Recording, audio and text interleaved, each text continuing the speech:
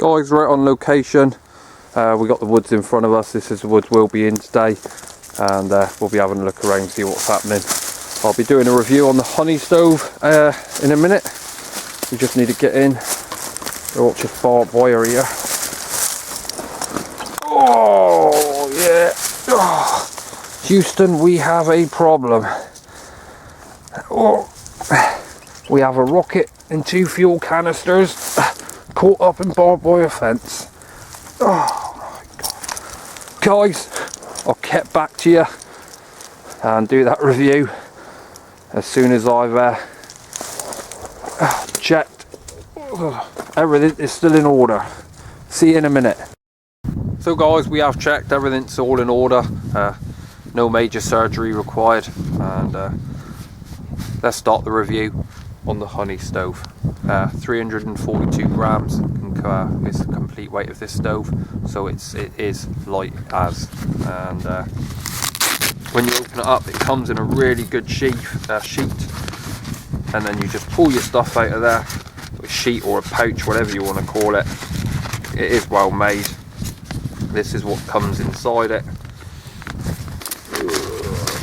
You got your food grade grill, you got the instruction book, and that's quite good, guys. They've done a nice job on that, and it actually tells you somewhere in here, guys, the exact weights of individual parts of the stove. I think I was reading it the other night.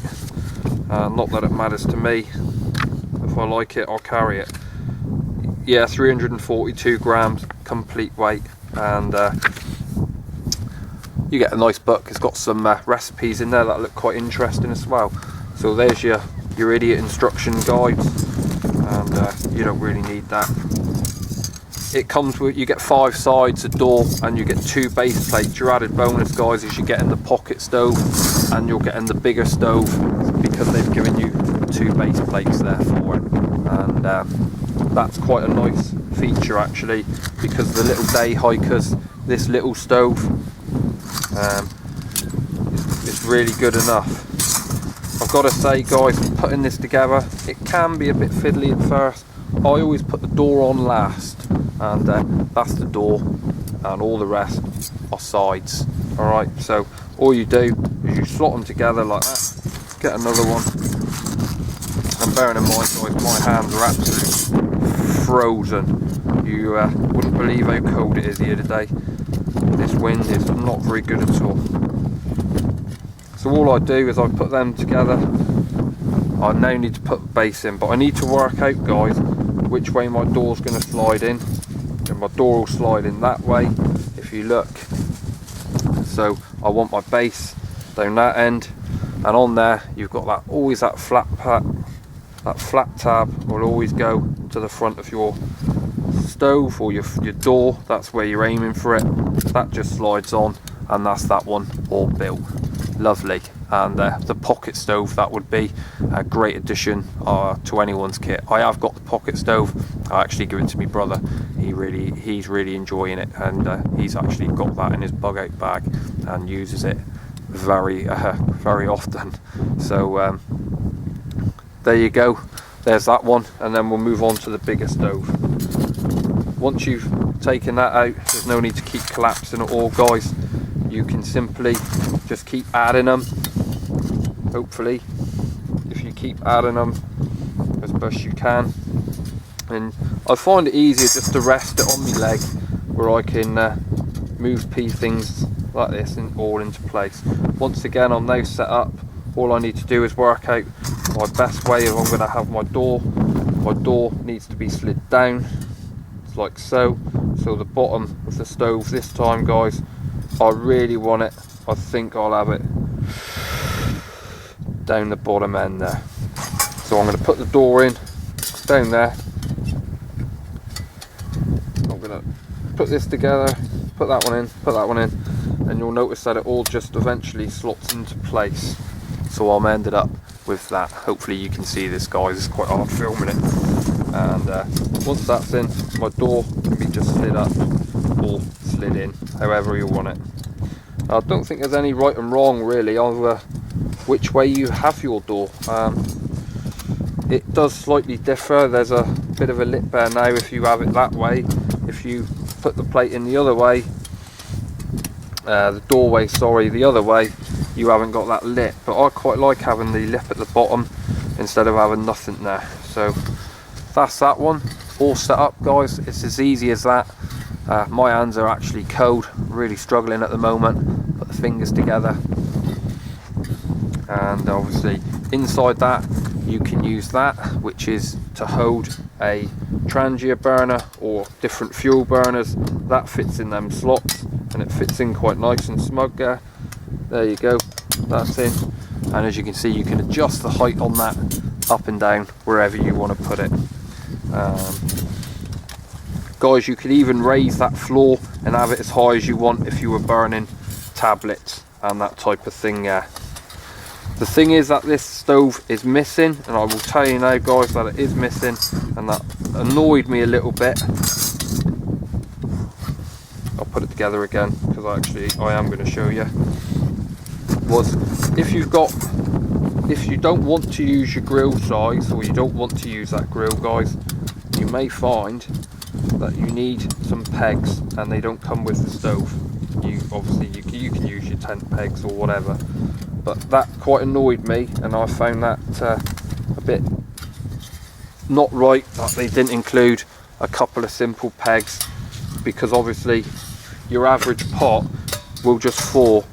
That's 12 centimeter billy can goes straight down into the stove, and handy, I suppose, if you're on a burner. But a couple of pegs down there would make all the difference, and you could even lower your pot if you really wanted to by going in through these holes, if you could get small enough pegs for that. So guys, obviously you have got your grill, and it could fit on top of there if you wanted it to, but if you're using maths, you tend to find you probably want to drop your pot down a little bit. So guys, hopefully you've enjoyed this quick review of the Honey stove. Great piece of kit, fantastic. Stoves like this, and any stoves that you buy, are just convenient, guys. There's no substitute for being able to build real fires out in the wilderness. And remember, building a fire can do an awful lot for you in a survival situation.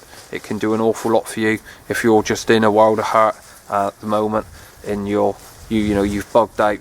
Bearing in mind, there's 5 main things that fire can do for you, guys. 1 is obviously cook food on it. 2, sterilize water. 3, it gives you light. 4, it can be used for signalling, and most importantly, number 5, it gives you heat, warmth and protection. So guys, with that in mind, hopefully you enjoyed this view of the Honey stove. We'll be out in the field again. I'll try and add videos on if I can to this one. I'll try and get back to you in a minute, guys. So guys, we got the setup there. We had to raise the base up slightly on that. Got the Trangia in there. We're using the Zebra billy can. As you can see straight away, it's been about 6-7 minutes, guys, and we've got a boil there. Maths is a real good one to take with you, but I always fill my stove up and then I just shove it in my pocket and have a little walk around. That warms it up nicely. When you come back, it'll take a spark then. So that's the stove in place, working very, very nice, guys. So catch you in a minute. Well guys, me and old Poppy here, we've been out in the field today, and she's had a good day. We've got a couple hours work left yet, and there's not going to be enough light in the day. Hopefully you enjoyed this video. Hopefully I can get it uploaded tonight sometime. I've got to say, this wood that we're in is absolutely bitter, and just made myself another brew on the old stove, and I'm really, really impressed with it, guys. Having the bigger surface pan with a few 100 ml of water makes a hell of a difference on your boiling time. Because because of that heat's covering more surface area. Boiling time is really quick, and that's our view, guys, and it's not a bad old view. We're just looking at countryside after countryside. So guys, with that in mind, if I manage to link all these videos together, I think that deserves a thumbs up anyway. So with that in mind, I've got another review coming out for you on a water filtration bottle. I'll try and get that out sometime tomorrow. And from me and Poppy, say goodbye. We'll see you on the next one.